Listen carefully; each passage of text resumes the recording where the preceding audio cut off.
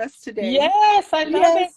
I it. think we're going to have a really, really good conversation. You know, I started to interview you, but I want to interview you properly. How about that? Okay, let's do it. Okay. So, Dr. Marlene Carson is a renowned human rights leader. She is the member of the United States Advisory Council on Trafficking and a highly sought after transformation coach. And she's an author and a speaker.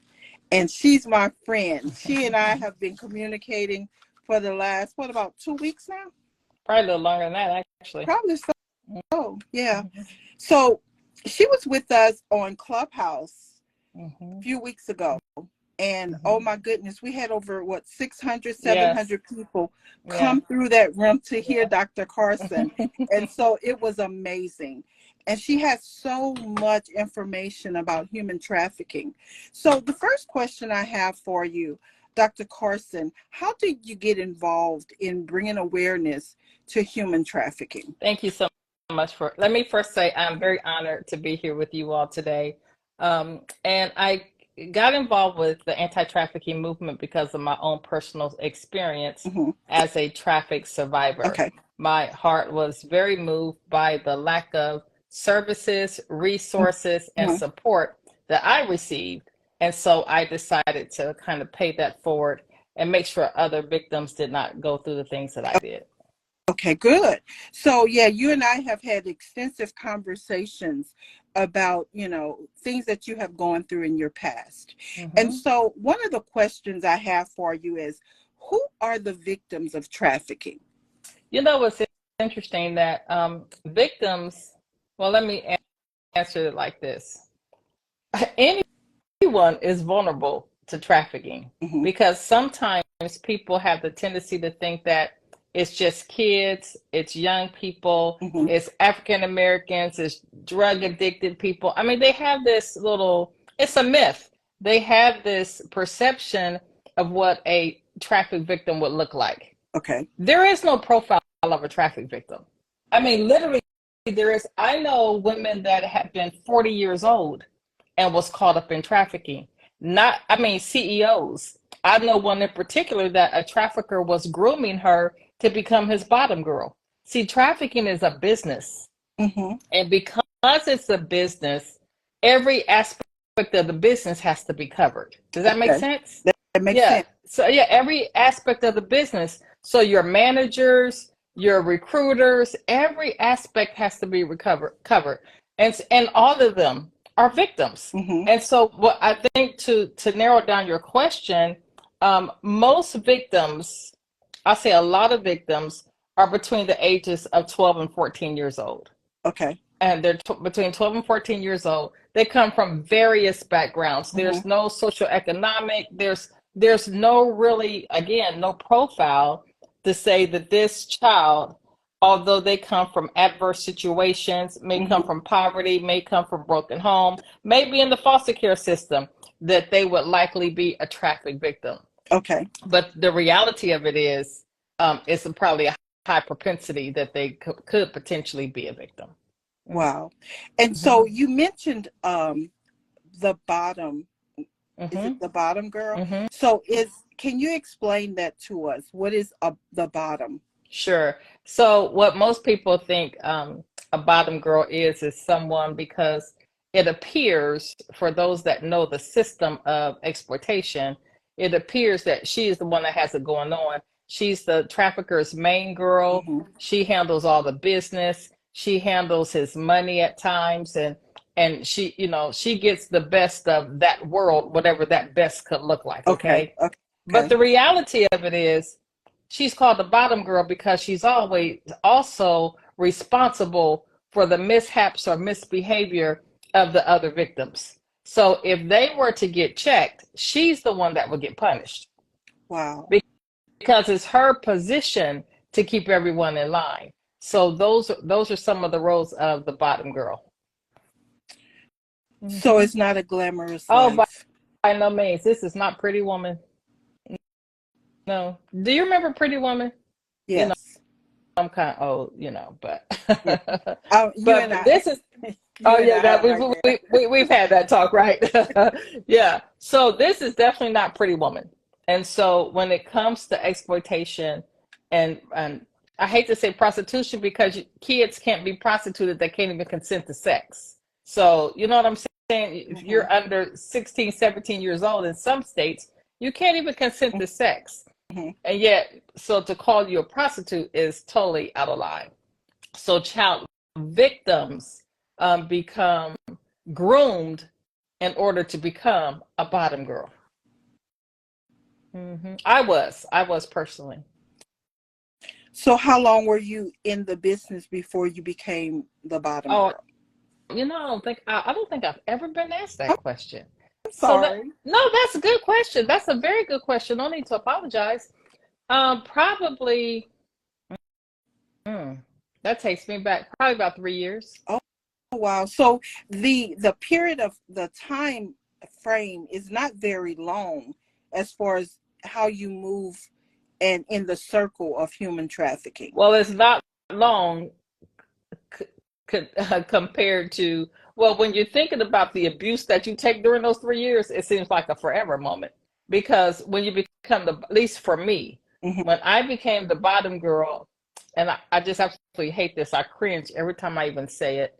I no longer had to sell my body, but I was forced to recruit. Oh, wow. Hated every second of it. But Hated every second. And, but and you're not in your right understanding. You Oh, were it's not an groomed. option either. No, Yeah. it's trust me, it's not an option. And to be honest, I had suffered many beatings because I said no. Yeah, I wasn't doing it. And guys, we want you to know that Dr. Marlene Carson has books. Hmm. So we want to refer you to her books because I don't want to ask her give away give away too much of her information. But we We can talk about that one a little bit. Okay, Let's talk okay. about it. Yeah, You want me to talk about it? let's talk about it. All right. So one of my upcoming books, coming soon, is called Pimped on Both Sides. And it is a book about exploitation in the streets and in the church. Yeah. So it's coming soon. And when you say that, and even when you were saying about the bottom girl, I think about some situations that are not prostitution, but could be happening in your very own home. Mm, for sure. And just because something doesn't look like prostitution, most people perceive prostitution as fishnet stockings, someone with high heels, someone with a mini skirt. And no, mm-mm. Not even a trafficker. People think of a pimp as Huggy Bear. You remember Huggy Bear? Hmm. People think of Huggy Bear, somebody with a wide brim hat, a mink coat, and platform shoes. No, they look just as normal as you and I. And so that's what causes us not to look at people or not really to Hmm. question, who are you? Yes. Mm-hmm. Who are you? We have so many wonderful people watching with us, and we just want to take a moment and just give you guys a wave and a thank you for being here. We have with us Dr. Marlene Carson, and she is a survivor. She is a survivor of human trafficking, and she's actually an advisor to the White House for human trafficking. And so she is amazing. And I sit and listen to her speak, and I'm just blown away about how God has used her. Even through all her trials and tribulations, she's come out a winner and she's helping others win. So thank you so much for being here with us, Dr. Thank Carson. Thank you. you. Thank you. I have a Thank question I you. want to ask you. Oh my goodness. Oh my goodness, the tables have turned. So when you think of, because you said something, when you think of prostitution, what does it look like to you? Well, before I began speaking with you, I thought I Uh-huh. thought prostitution was someone who sells their body, makes the money and gives it to their pimp.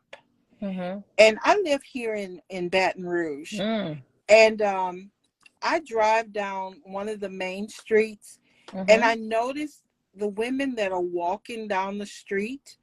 And so, and then I'll see a man like standing kind of like Mm. back from her. And I just pray, I pray for her.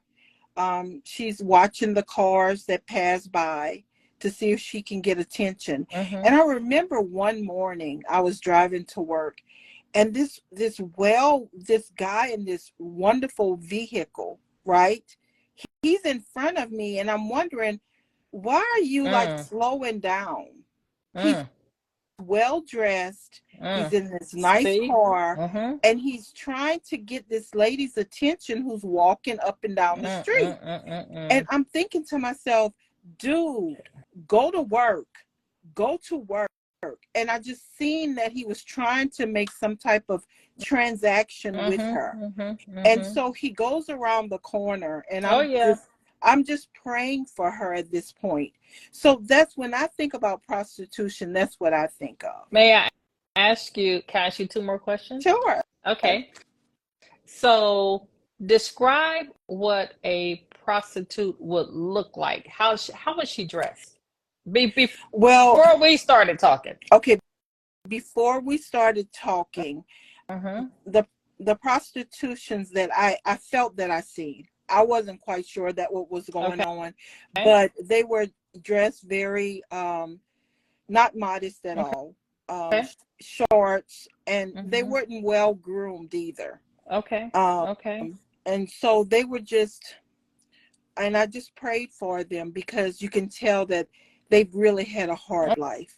Okay. And as I'm thinking about it, it's really sad. I'm thinking how horrible it is to have to live that life. So and I'm going somewhere with this line of questions, trust me. And so when we think of the average age of entry to exploitation or prostitution being 12 to 14, describe what you think a 12 or 14-year-old would look like.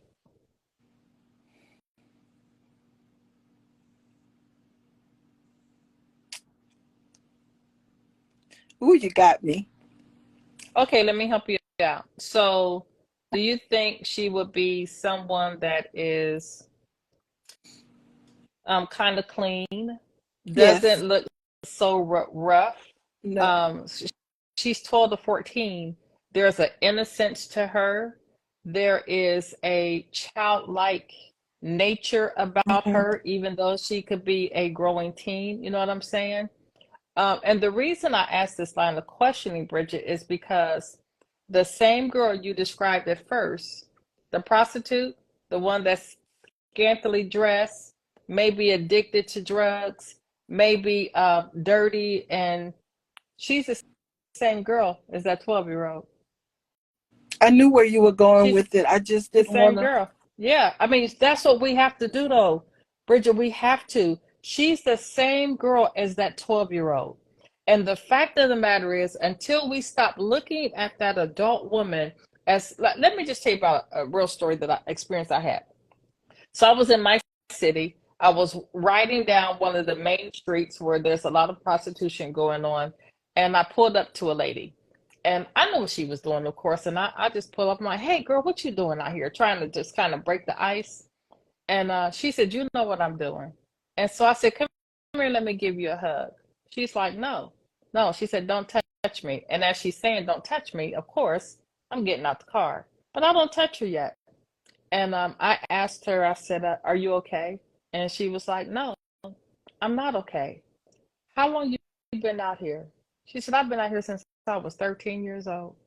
And what people need to understand, while you see women walking the street and self-medicating, that's still somebody's daughter. That's still somebody's sister, could be somebody's mother. And she still is that 12 to 14-year-old victim. And so this is why, and let me tell you this, oftentimes when you even get to talk to them one-on-one like that and hear their story, you'll even not come to understand that this woman might be 30, but she still got a 12-year-old mindset. She still cannot properly function as a 30-year-old adult because of the trauma she has endured for those last 18 years. And so the reality of it is, I have even been guilty of judging what I've seen on the streets at one point. But I have to realize that that's not her. That's who we see, but that's not her. So even for myself, when I was in that situation, praise God, I've only been on the street one time during my whole fiasco. And I had got put on punishment. Am I talking too much? No, no. Okay. Thank you. I had got put on punishment, and the trafficker made me go to the street, but he sent a girl out there with me because I had never been on the street before. So the exploitation that he had me in, they always took care of the money up front. They always had an arranged place for me to go. So I was always in like brothels or quarter horse shows or NBA games, NFL games, golf tournaments. I was in places, tennis tournaments even.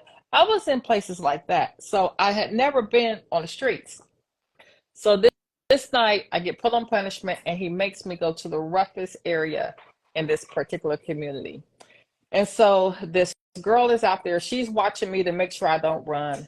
And this car pulls up. And so I don't even know the language. I don't know, because I never done that before. I never asked for money. I didn't know that. And so this car pulls up, and he said, "Are you dating?" And I looked back at the girl, and she said, "Yeah." Tell him, "Yeah." I said, "Yeah, I'm dating." And he said, "How much?" Well, I knew what that meant. And I said, $200. And she started laughing. She said, "Fool, ain't nobody giving you $200 out here." I said, "Well, I'm not going anywhere." This man peeled off the $200, and we go to the house to commit this act. And he read the Bible to me the whole hour, John 3:16. And to me, this is where my turn started. This is where the seed was planted for me to do what I do today. Wow. That man, I mean, he would always, and he was married, he's married to an FBI agent. And so he would always come and check on me, and he always knew he had to pay. He never tried nothing with me ever, but he would always make sure that I was okay. He would always give me money so I wouldn't get in trouble when I got back. It was just unbelievable. And so now today, one of our models is when we go on the streets, we don't ask the girls to just talk to us, to come and talk to us. Because like you said, when you saw that guy standing around the girl that you described to me, if you don't see the trafficker or the pimp around, you're not looking hard enough. I was impressed when you said that, to be quite honest, because most people don't see him. All they see is her. Yeah, so if you don't, sometimes he can be upstairs in an apartment looking down at you, observing the whole thing. He can be in a grocery store. He can be in an area bar watching her the whole time. So if you're not looking hard enough, you can miss him. But the reality of it is, when these traffickers put the girls on the streets, it's just a horrible thing. It's just a horrible thing.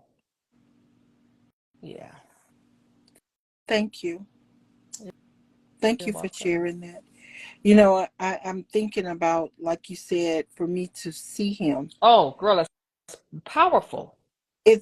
I really believe it's because God had me praying for her. Can I tell you one other step? If should that ever happen again, and that's for anyone that watches this live, should that ever happen again, there's 2 steps I would tell you. One, take down his license plate. Okay. That's number one. And secondly, turn it into the human trafficking hotline number. Okay. Because they have to be stopped. You realize without the demand, there is no need for a supply. You know what I'm saying? And so traffickers, some of them are even quitting the drug game to sell people, because you can sell drugs once and you can sell people over and over and over and over again. And so they have actually understood that there's a supply because of the demand is so heavy. Well, we got to get rid of the demand. We got to get rid of the demand. And that's a tedious task, as we've been fighting that battle for many, many years. But we have to get rid of the demand. So when you see men that are buying sex, and I will say women do buy sex and women do buy sex from women. But when you see people that are buying sex, that's called the demand side of trafficking. So if you hear a statement like end the demand, they end the buying, stop the buyers. That's what that's talking about. So why, and you probably answered this, but why are people trafficked? Why are people trafficked? Oh, you know what? To me, it's all economics. It's all about money and power. It's just all about money and power. I think about the quote, power corrupts and absolute power corrupts absolutely, because it's all about money and power. Trafficking is a $150 billion a year industry. 150 billion per year. And so with the mere fact that it being that much on the backs of kids, something's wrong with that.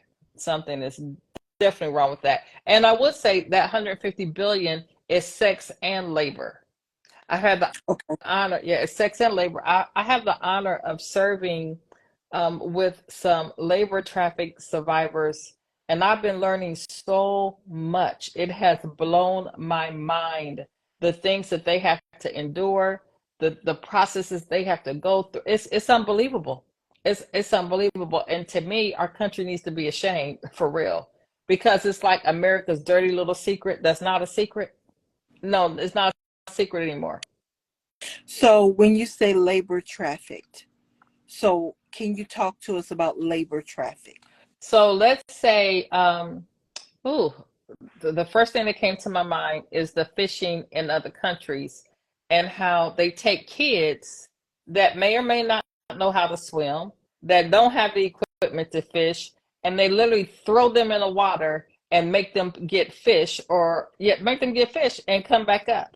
Now, some of them kids may not even know how to swim. That's just one form. That's one I know somebody's working on right now. But also, like, you have the orange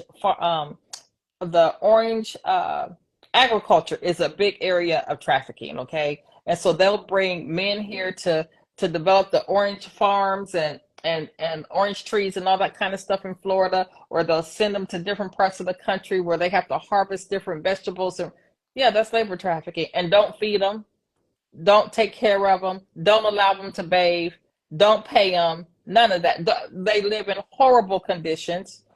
Oh, goodness. And then you think about the kids that come here from other countries crossing the border that don't have a parent with them. And so if those kids make it through the border, where are they supposed to go? Traffickers are waiting. So the traffickers are waiting at the border. They may not be waiting at the border, but they ain't too far away. Because they want to grab them before they get to. Yes. Yeah. If they make it through, yeah, they're at risk, because the fact of the matter, these are kids. Where are they going to live? Who's going to take care? These are children. Oh, and I just read something. I want to say this one thing. Okay. I just read a lot of people that I know are big Sheen and is it Temu, Temu? That store that you see online all the time. I did see that. TMU. They hire slave labor. So we have to watch the vendors that we even buy stuff from, because they're using slave labor. Wow. Not cool. Tyson Chicken uses slave labor. I just read a whole article about it. A lot of us buy Tyson Chicken. Yeah, they use slave labor. And I remember back during the Trump era, we had the big commotion about the children being put in cages. But I was thinking, it's almost like saving them from the traffickers. Well, it was not really. It's all horrible. It's all horrible. Even know. It's all horrible. The whole thing was horrible. Yeah, it's all horrible. It's like, what is going on in our country that we can't get it right? Can I tell you something? So I'm I'm gonna get to that point. What is going on in our country that we can't get it right?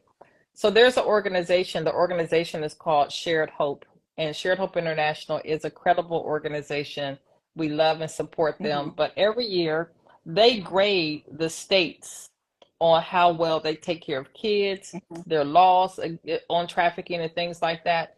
And I've been looking at their report for 22, 23 won't come out, I think, until October. But most of the states have an F. And we've been doing this with, grading Mhm. these states for 12 years, and y'all still got an F? That's a problem. That's a problem. But who's holding them accountable? Who's holding their feet to the fire? I mean, we're talking government here. We're talking attorney generals and governors. But Mhm. so I'm gonna give you another example. They passed the law, the TVPRA in 2013, Safe Harbor law to Mhm. protect children, right? Okay. Every that was a federal law, but every state in the United States had to adopt the law. I'm going to challenge everyone on here to look and see when that law was adopted in your state. So for me, for Ohio, that law took 13 years to be adopted Oh, wow. to protect children. 13, we didn't do it until 2013. Why? What is the name of the law again? Let me, I'm gonna check I'm going, mine. I'm going to help you out. I got a computer right here. It's the Safe Harbor Act. Okay. I gotta find out what Louisiana is doing. I'm getting ready to tell you in a minute. Matter of fact, let me see. uh, Hey guys, if y'all have any questions, please, please, please ask them. Please ask them. We have more people coming on. Please ask your questions. Dr. Carson is with us. Dr. Carson is also a transformational coach. Yeah, so she's, God is just using her all around. She's an author. She's going to tell us how many books she has out right now. And she's that's about so to funny. release another one. And oh boy, yeah, I can't wait till she puts it out. It's going to be good. It's gonna be It's going to be good. good. So when you said I'm a transformation coach, I just think about how God has just transformed my life. Yeah. My life has definitely been transformed, and I love helping people get from. Oh, you're in Louisiana. Louisiana. I love I love helping people get from where they are to where they need to Yeah. be, or where they want to be, Yep. even actually. So let me tell you about Louisiana. Oh boy. Okay, let me move my. Well, you know what? Louisiana has one of the best scores I've seen. You got a Oh D, wow. and it's still a D A D. because this is a D is in David. This is the first state that I've looked at that did not have an F. So for criminal provisions, and I'll tell you what that means, you have a B. Identifying and response to victims is a F. Continuum of care to take care of those victims is a D as in David. Access to justice for traffic survivors is a B as in boy. Tools for victim-centered criminal justice responses is a Mhm. F. Why I cannot believe prevention and training is a F. Oh my gosh. That's horrible because what that's telling me is, but We don't have that's anything in place. right. That's horrible. Hold on, let That me is look at something horrible. else. And when you talking about it, I don't remember when we go to take back the night for sexual assault and for domestic violence. I've never seen a human Oh trafficking. my, are you serious? Now that you're Nothing? saying that, no. That's We need that's to have something here. so what I'm reading here, gaps remain in all areas, including training for child welfare, juvenile justice, law. Y'all have no training? Juvenile justice, law enforcement, prosecutors, and even school personnel, as well as prevention education in school. It doesn't exist in Louisiana.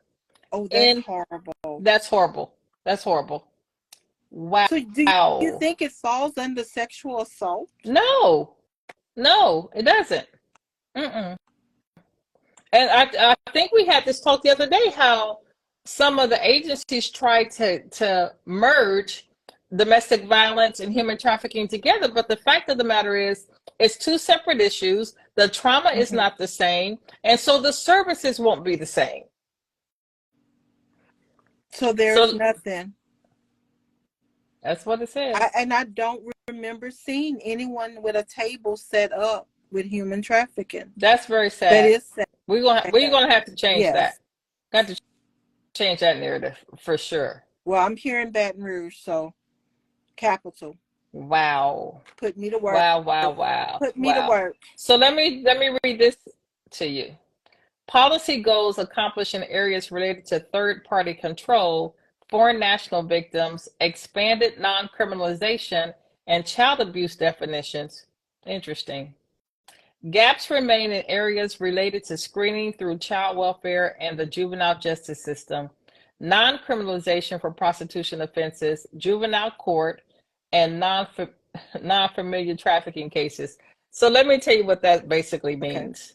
Okay. There is no identification of victims in the family and juvenile court systems, and in child welfare. That's horrible. That needs to change. That really needs to change. Wow. I'm glad we're having this conversation. Now, I'm going to send this to you. Okay, as you being part of the White House advisory on the council, so tell us what is your role there?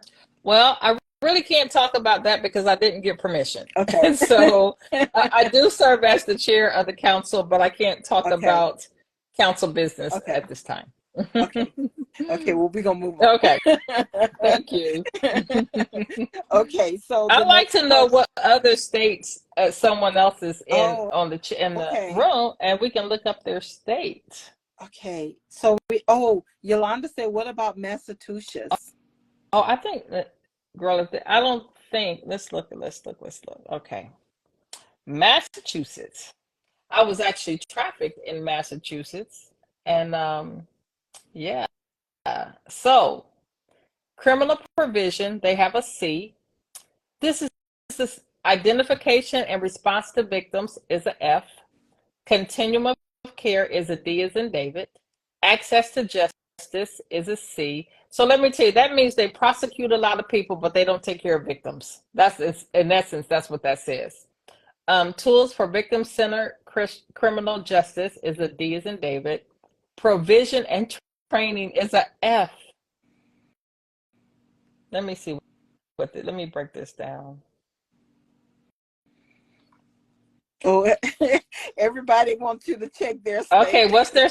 Tell me the states. Tell me. Okay, so we have Virginia and we have Florida. Hey guys. Now, hey Natasha. So we have. Let's see. I'm gonna tell you what y'all can do about this after I do Virginia and Florida. Okay. So oh my God, Virginia. I'm so sorry. Y'all got a real big F. Okay. F in criminal provision, F in identifying victims, F in continuum of care, F in tools for victim centered. They got an F across the board. They have 1D, access to justice. So because they're not doing anything. You see what that says? Now, look, I'm just telling you the scores. So I'm going to do one more. You said Florida. Okay, Florida. Okay, so we got Florida and we have Georgia. And that's all after they go. Okay, hold on. Florida. Mr. John Davis said he believes. He said, I believe. That was for Virginia. That's really sad because that's where the military bases are. Y'all have so many provisions for security. But you know what, girl? Let me be quiet. Somebody just got busted at Camp Pendleton for trafficking a 14-year-old. So on my Instagram page. So you think maybe they don't want to bring attention to what could be going on?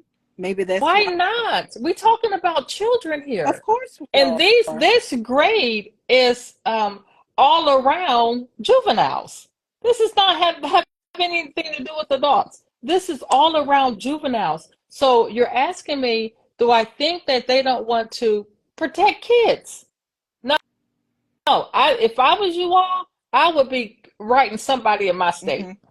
Somebody needs to answer for this. But I'm gonna give y'all answers. So don't go off yet. I'm gonna give you an answer. I'm gonna give you a solution. Especially if you're involved in church. I'm gonna give So you a solution. look So like Shelly searched Florida. She says below zero. So Florida is so I'm at Georgia right now, then I'm gonna get to Florida. okay. Georgia has a B in criminal provision. So let me tell you what that means. It says policy goals accomplished in the areas related to buyer accountability. Mm-hmm. Remember that demand thing I was telling you Yeah. about? So it sounds to me like Florida has reverse stings. And what that means, instead of arresting the victims, they arrest the buyer, which that's good. Okay. That's You want to arrest the buyer, get him off the street. That's good. Okay. So they have a B in that. But can I tell you everything else? Identifying victims, F.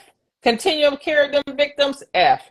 Tools for victim-centered criminal approach, F. Prevention and training, F. Access to justice, they got a C. So they're more, this report tells me you're more on the law side of arresting buyers and sending them to court. And you calling it justice. Oh my God. Okay, I'm gonna look up. You said Florida. Yeah. Jesus, have That's mercy. Florida. So they still All not right. doing anything to protect the children. We're talking about protecting the victims. And so the thing about protecting those victims, I'm so glad that we got to Florida last. So when you talk about protecting children, it's not just arrests are not enough. Mm-hmm. Arresting the buyer is not enough. What happens to that victim? I'm gonna give you an example. The trafficker that did this to me, he's in prison still because years later after he did this to me, he trafficked 4 teenage girls, young as 14 years old. One of them was her dad is a doctor in our city. And so he took her from Ohio to St. Louis where they caught him at, right? This girl left a nice little 14-year-old girl, came back a full-fledged heroin addict because he shot her with heroin. Oh. And so this girl, when you see the pictures of her, she looked healthy and happy before. After she came back, her face was sunk in, her eyes, it was horrific. And so to arrest him is good, but to not give her services that she needs to get her life back at 14 years old is injustice. Yes. That's absolutely wrong. And so this is the problem with these grade cards because, yeah, it sounds like you're arresting people and you're sending them to jail, but you're not taking care of the victims. That's a problem. So the victims are just let back out, just back on the street, just take care of yourself. Because there's no services. And then if there are services, well, oh my God. I'm going to tell you Florida, and then we're going to get to services or the lack of, okay? Okay, Florida has actually overall a B, okay? A B? This first time I'm saying that one. They have a B as in boy, but they have a D in criminal provision, so they barely arrest the buyers. Mm-hmm. They have a D in identifying victims, but they have a B in, I'm going to tell you why they have a B, in continuum of care. They have a B in access to justice for survivors. See, I like Florida already. They have a B in victim-centered criminal justice responses, and they have a B in prevention and training. Woohoo! Kudos to Florida. But you know why that most likely is? Why? Because there's so many organizations across the state of Florida that serve victims of trafficking. That's so good. That is so amazing. And I've been to many of them in Florida. They are extremely nice. Some of them are extremely nice. Mm-hmm. And so the reality of it is, until they model after what Florida is doing, these gray cards need to change. Shelley says domestic violence in Florida is outrageous. So let's talk about why a lot of these states have an F. Again, is because they may be making the arrest, but they're not taking care of victims. And so coming soon to a city near you, we will have grade cards for churches. Churches. So your state may have an F, but you don't have to allow your state to be representative of that grade if you, in your ministry, if you're a pastor, if you're a leader in your church, and you want to help facilitate, if you want to help facilitate the care of victims in your community, yes, we have created a program, and we will be grading churches on how well they take care of their community and how well they serve victims of domestic violence, trafficking, prison reform, people that's coming out of prison, and dealing with gang violence. Oh my gosh. You know, even here in Baton Rouge, I went to a church and they have a human trafficking awareness group. And they actually go to the middle schools and speak to the young girls. But it's a church. But that's the only, I haven't seen organizations. Yeah, that's a problem. That's a problem. And so, you know, I think it's 60%. I want to look up this statistics. I don't want to quote it wrong. Most of the people that are trafficked look like us. 1%.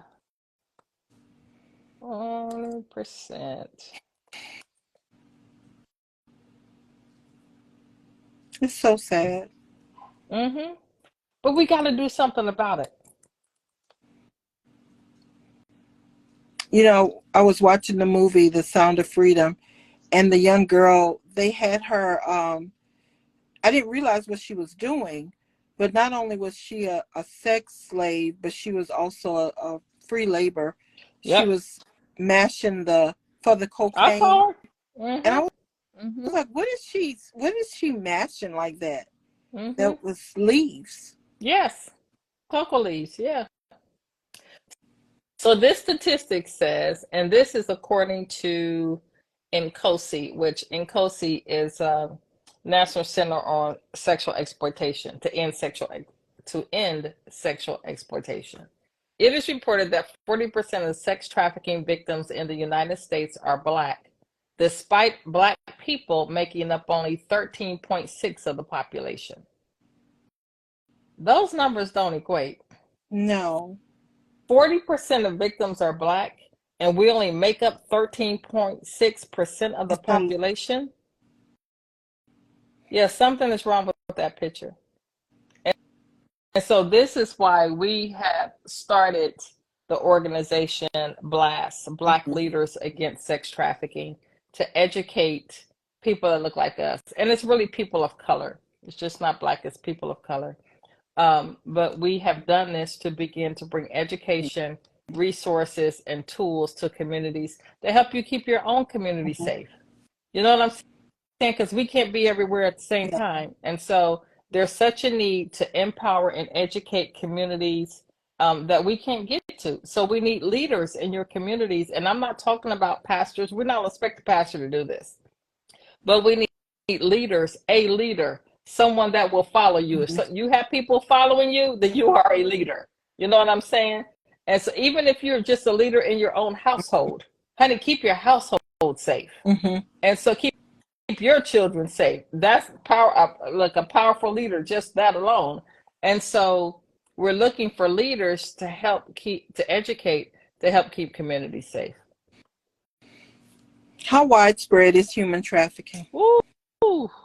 So according to the National Center for Missing and Exploited Children, there's more slaves today than there was during the national slave trade, the transatlantic slave trade, that is. There's more slaves today because trafficking is known as modern day slavery. Wow. Yeah. So Dr. Marlene Carson, how can we follow you, and how can we connect with you on, what can we do? Oh my goodness. So there's a couple things you can do. You can follow me here, but can you put my Blast Movement page in the Website. Okay. comments? Or you can put Blast, yeah, you can put it because the link is on there as well. Okay. So blastmovement.org is our website. And then like our we just started our social media page. We literally just started it, so you can definitely follow us there. You get all kind of information and tools and resources there. Thank you so much, Bridget. Okay. And look, pray, give, time, talent, and treasure. So I'm going to ask you all the same question I ask everyone. What if you can do what you love to fight what you hate? If I said anything on this live today and you absolutely hate it and your stomach is turning or you feel an indignation or you're even angry about it, take that and let it be the fuel for your passion. You could be a graphic designer. You could be someone to do whatever it is that you love to do and use it for the glory of God to help us abolish sex trafficking. We got plans, trust me. And we plan on taking this across America. And so if you're a leader in your community and you want to start a chapter of Blast in your community, hit us up. Okay. Mm-hmm. You know what's gonna stay with me? Hmm. Is you telling me about the 12 to 14-year-old Mm-hmm. and the lady that I seen walk in the street. Mm-hmm. Yeah. Yeah. And it's something, so we wouldn't treat a 12 to 14-year-old like we would treat that 30 or 40-year-old woman. And so we have to put it in perspective. We don't know her history. We don't know how she got here. We don't know her journey. We know nothing about her, but are quick to judge where she's at. So we have to look at her as a 12 to 14-year-old to say, oh, we got to help. We have to do something. And I just believe it's the obligation of the church to do something. Amen. Amen. So how can we purchase your books? Can you tell us about Yes. All of my books are on my website. Let me make sure. I know they're on. You want me to put your website in? Yes. MarleneCarson.com. It's a shame I should know that, shouldn't I? Marlene. Oh, yeah. All of them are on MarleneCarson.com. Okay. So I'll put that there also. Mm-hmm. Oh, Dr. Marlene, thank you so much for spending time with us on today. Oh, my goodness. Thank you. No, thank you for the opportunity. I love you so much. I love love you your too. heart, and I appreciate what you do for the anti-trafficking space to help get the word out. I really do. I appreciate you for that. Thank you so much. Thank you for spending the afternoon with us. Yes. And guys, yes. we just had an amazing interview with Dr. Marlene Carson. She is amazing, and her heart is so wonderful. Thank you. Thank you. And thank you for having patience with our technical difficulties in the beginning. Yeah, but they came back. Yes, right. They wanted Thank to hear what so you much. had to say. Thank you all for joining us, and we'll see you another time. Hopefully she'll be back with us. Oh, anytime. Absolutely anytime. Thank you so much. God bless you. All right. Bye-bye. Bye-bye.